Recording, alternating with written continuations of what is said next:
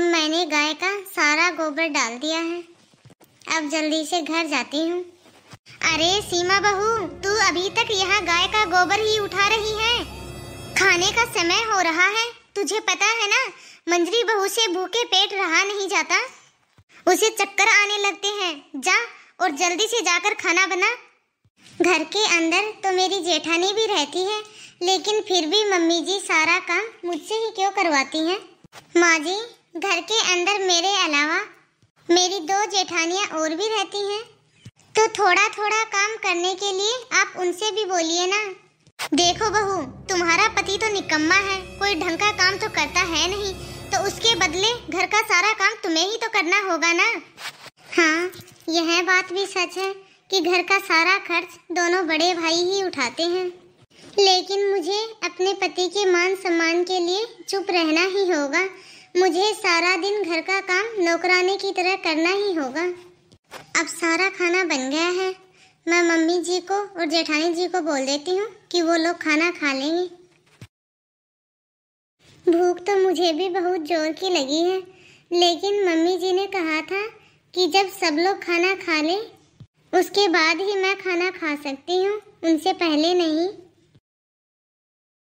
अब तो सब लोगों ने खाना खा लिया है, लेकिन अब मैं क्या करूँ? सब्जी तो बिल्कुल खत्म हो गई है, सब्जी तो बिल्कुल भी नहीं बची। अब तो बस दाल चावल ही बचे हैं। अब मैं बस यही खाना खा लेती हूँ। बहू, यह अचार मैंने तुम्हारे लिए थोड़ी ना बनाया है। यदि तुम्हें दाल चावल ही खाने थे तो एक मिर्ची ही ले लेती, अचार लेने की क्या जरूरत थी तुम्हें? दिन रात इतनी मेहनत करने के बाद भी 2 समय का भरपेट भोजन मेरे नसीब में नहीं है। पता नहीं यह कैसी जिंदगी है जहाँ मैं इतनी मेहनत करती हूँ, लेकिन खाना तो मेरे नसीब में ही नहीं है। तुम मेरा इंतजार मत किया करो, वैसे भी तुम एक बार चक्कर खा के गिर चुकी हो। डॉक्टर ने तुम्हें भूखा पेट रहने के लिए मना किया है, इसलिए तुम समय पे खाना खा लिया करो। छोटी, जरा मेरे पैर तो दबा दे, मेरे पैर बहुत ही तेज दर्द कर रहे हैं। हाँ दीदी, क्यों नहीं, चलिए मैं अभी आपके पाँव दबा देती हूँ। मम्मी मम्मी, मेरी स्कूल की ड्रेस बहुत ही गंदी हो गई है, प्लीज आप मेरी ड्रेस साफ कर दो ना। अरे सीमा, जाओ चिंकी की ड्रेस धोकर प्रेस करके रख दो, उसके कपड़े बहुत ही गंदे हो गए हैं। चिंकी के कपड़े तो बहुत ही तेज गंदे थे, उनको साफ करते करते मेरी तो पीठ ही दर्द करने लग गई। चलो अब जाके मैं थोड़ी देर आराम कर लेती हूँ। जब कपड़े धोने जा रही थी तब मेरे कमरे में से मेरे कपड़े नहीं ले सकती थी क्या? आज तक तो मम्मी जी ने मुझ पे हाथ नहीं उठाया था, लेकिन आज इन्होंने मुझ पे हाथ भी उठा दिया। अभी की अभी बाथरूम में वापस जा और मेरे सारे कपड़े धो के अभी सुखाओ। अरे बेटा, क्या जरूरत है तुझे उस पूरे परिवार में रहकर घर का काम करने की? अरे बेटा, तू चिंता क्यों कर रही है? तेरी माँ है ना, मैं तुझे बताती हूँ कि बड़े परिवार को छोटे परिवार में कैसे बदलते हैं। एक काम कर बेटा, तू अपने पति और बच्चों को लेकर अलग हो जा। मैं बताती हूँ ना बेटा कि घर का बंटवारा कैसे करना है। मम्मी जी, बड़े परिवार को छोटा परिवार बनाने का गुण मुझे भी सिखाइए, ना कि सिर्फ दीदी को। अरे मम्मी जी, क्या मैं ही बेवकूफ हूँ जो इतने बड़े परिवार में इतनों सालों से काम कर कर के घिस रही हूँ? नालायक, तेरी हिम्मत कैसे हुई? तू मेरी बेटी की तुलना अपने से करेगी? मेरी बेटी मेरे घर की राज दुलारी है, राजकुमारी है वो मेरे घर की। जब उसे उसके घर में दिक्कत होगी तब मैं उसे उसका परिवार अलग करने के लिए तो कहूंगी ही ना। तू तो इस घर में सिर्फ नौकरानी की हैसियत से ही तो रह रही है। तेरा पति इतना कहाँ कमाता है जहाँ तू अपनी गृहस्थी अलग कर सके? इसलिए तुझे तो सिर्फ इस परिवार के ही अंदर रहना है, क्योंकि तुम्हारा पति अपने भाई की कमाई पे ही तो पल रहा है। माँ, तुम ये क्या बोल रही हो? मुझे मेरे दोस्तों ने कितनी बार शहर नौकरी के लिए बुलाया, लेकिन आपने हमेशा यह कहकर रोक दिया कि बेटा यदि तू चला जाएगा तो हमें अच्छा नहीं लगेगा। यहाँ पर सभी लोग मिलजुल कर रहते हैं। यदि आपने मुझे शहर जाने दिया होता तो आज मैं भी अच्छा खासा कमा रहा होता। बड़े भैया की तो आपने स्टेशन पर चाय की दुकान खुलवा दी और छोटे भैया बाहर शहर में कमाते हैं। और यदि मैंने अपने जीवन में आगे बढ़कर कुछ करना चाहा तो आपने मुझे आगे नहीं बढ़ने दिया, आपने मुझे वहीं रोक दिया, क्योंकि आपको दिन भर के लिए एक मुफ्त का नौकर जो चाहिए था और उससे भी यदि आपका मन नहीं भरा तो आप मेरी पत्नी को भी घर की नौकरानी बना बैठी हो। अरे नहीं नहीं बेटा, मेरे कहने का वो मतलब नहीं था। अरे नहीं नहीं बेटा, ऐसी कोई बात नहीं है। मैं तो यह इसलिए बोल रही थी क्योंकि सीमा अपनी ननद से बहुत जलती है। नहीं नहीं माँ, मुझे समझ में आ गया है कि इस घर में मेरी और मेरी पत्नी की क्या औकात है।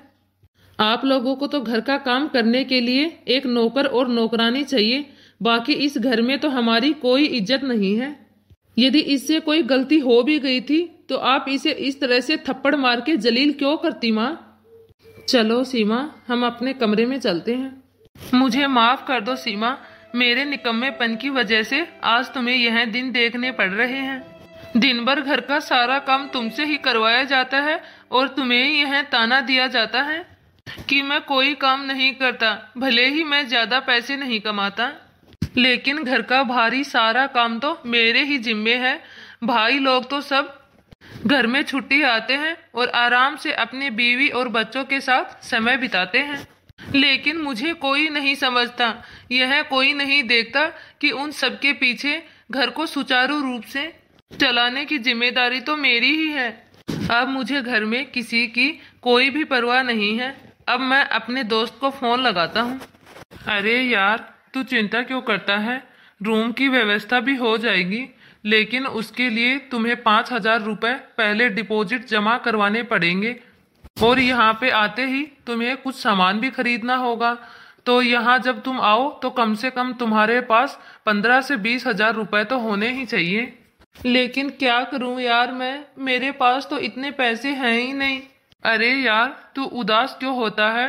रूम का डिपॉजिट तो मैं दे दूंगा, लेकिन तुम थोड़े कम और पैसे भी लेके आओगी तो भी चलेगा। ठीक है यार, मैं आता हूँ फिर शहर, जल्दी ही मिलता हूँ तुमसे। आप चिंता क्यों करते हो?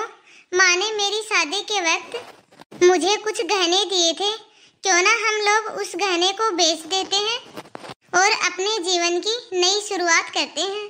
अरे सीमा, मैं तुम्हारा गहना लेना तो नहीं चाहता, लेकिन मैं क्या करूं, मेरे पास और दूसरा चारा भी तो नहीं है। अब हमें अपने आत्म सम्मान से समझौता करके और इस घर में नहीं रहना। अब हम लोग इस घर को छोड़ देंगे। चलो सीमा, अब हम यहाँ से चलते हैं। अरे बहू, ये क्या? छोटी बहू के घर से जाते ही तुम दोनों काम के लिए झगड़ा करना क्यों शुरू कर दिया? और तुम लोग तो अब खाना बनाने और खाना देने में भी आनाकानी करने लगी। जब छोटी बहू इस घर में थी, उसके सामने तो मैं मालकिन बनकर हुक्म चलाती थी सारा दिन, लेकिन अब तो मेरी हालत पहले से भी ज्यादा खराब हो गई, क्योंकि दोनों बहू मुझे समय से खाना नहीं देती हैं और मैं सारा दिन भूख से झटपटाती रहती हूँ। अब मुझे समझ में आ गया है कि मैंने अपने बेटे और बहू के साथ कितना बुरा व्यवहार किया है। शायद उसी की सजा आज मुझे मिल रही है। आज मैं उन्हीं कर्मों का फल भुगत रही हूँ।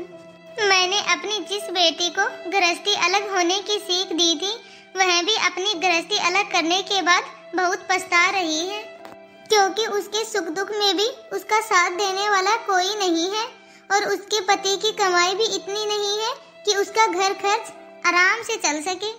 मेरी गलत सीख के कारण सब कुछ खत्म हो गया, सब कुछ तबाह हो गया। मेरी बेटी का घर भी उजड़ गया और मेरे बेटे बहू भी मुझसे अलग हो गए। मेरे दोनों बेटों का घर भी ठप हो गया, उनका धंधा भी इतनी अच्छे से नहीं चल रहा है। घर में खाने के भी लाले पड़ गए हैं।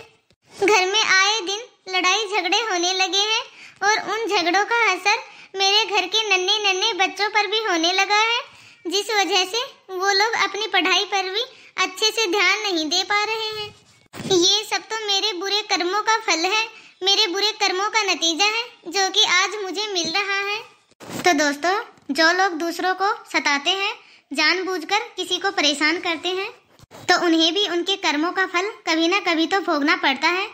तो दोस्तों, आप सभी को आज की यह कहानी कैसी लगी कमेंट करके हमें ज़रूर बताइए। और यदि यह वीडियो पसंद आया हो तो वीडियो को लाइक करें और इसी तरह के वीडियो देखने के लिए हमारे चैनल को सब्सक्राइब करें। तो दोस्तों, अब मिलते हैं अगले वीडियो में। तब तक आप इस वीडियो को देखिए और एंजॉय कीजिए।